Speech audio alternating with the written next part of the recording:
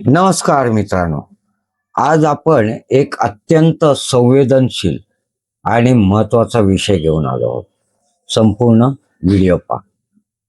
सरकारी जागांवरील अतिक्रमण आणि त्याचे नियमितीकरण याबाबतचा तो व्हिडिओ आहे.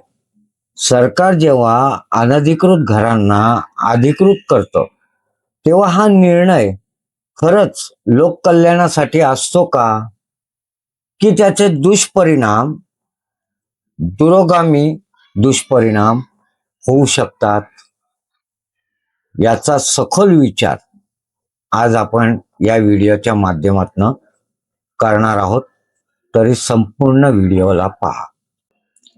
बघा ना, आपल्या देशात मोठ्या प्रमाणात लोकसंख्या आहे.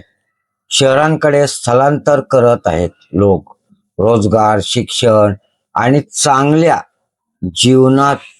जीवनमानाच्या शोधात अनेक कुटुंब शहराकडे येतात. पण परवडणारी घरं नसल्यामुळे ते सरकारी किंवा मोकळ्या जागांवर झोपड्या उभारतात. हळूहळू या झोपडपट्ट्या मोठ्या प्रमाणात वाढतात. आपण बघितलं असालच. कधी कधी सरकार अशा झोपड्यांना नियमित करून त्या रहिवाशांना अधिकृत मालकी हक्क देते.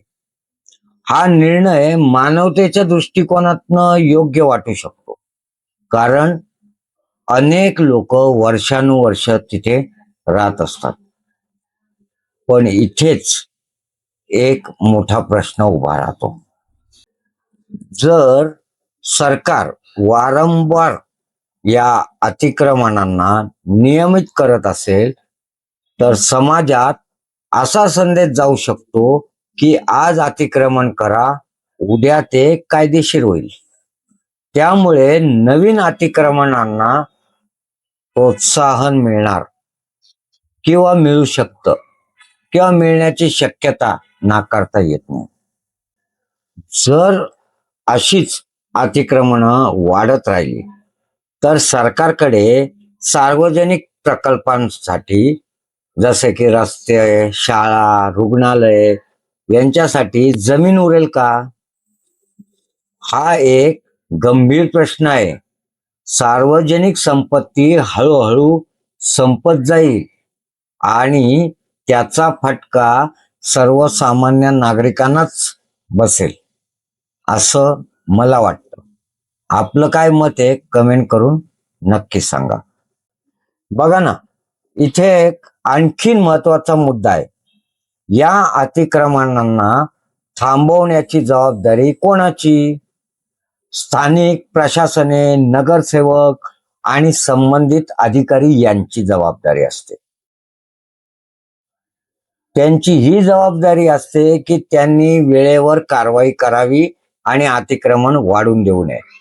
पण अनेकदा हेच अधिकारी दुर्लक्ष किंवा राजकीय स्वार्थामुळे काही पुढारी हे अतिक्रमण थांबवत असतात आणि कारवाई होऊन देत नाहीत.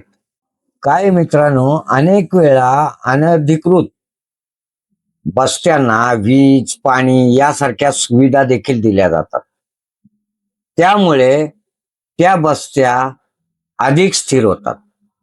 त्यामुळे संबंधित विभाग आणि अधिकाऱ्यांची जबाबदारी सरकारने निश्चित करणे गरजेचे आहे. खरं तर सरकारने या समस्येवर तोडगा काढण्यासाठी दीर्घकालीन नियोजन करायला पाहिजे आणि त्या नियोजनाची आवश्यकता आहे. स्वस्त गृहनिर्माण योजना, कडक अंमलबजावणी आणि पारदर्शक धोरण याची गरज आहे. तसेच जे खरोखरच गरजू आहेत त्यांना मदत आणि जे जाणून बुजून अतिक्रमण करतात त्यांच्यावर कारवाई, हा संतुलित दृष्टिकोन सरकारने ठेवणं आवश्यक आहे.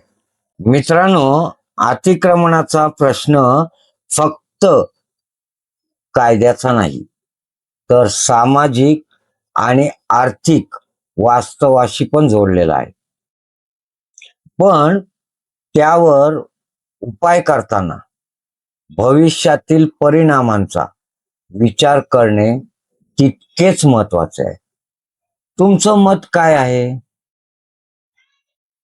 सरकारचा हा निर्णय योग्य आहे का योग्य नाही? कमेंटमध्ये नक्की कळवा.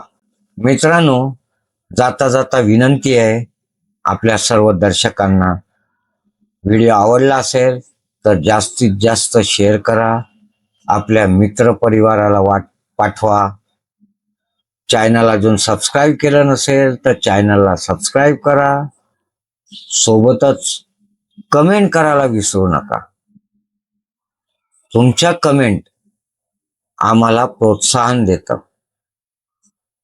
अजून एक विनंती आहे, अजूनपर्यंत आमचं जॉईन बटन जर आपण दाबलं नसेल तर जॉईन बटन दाबून आम्हाला जॉईंट व्हा.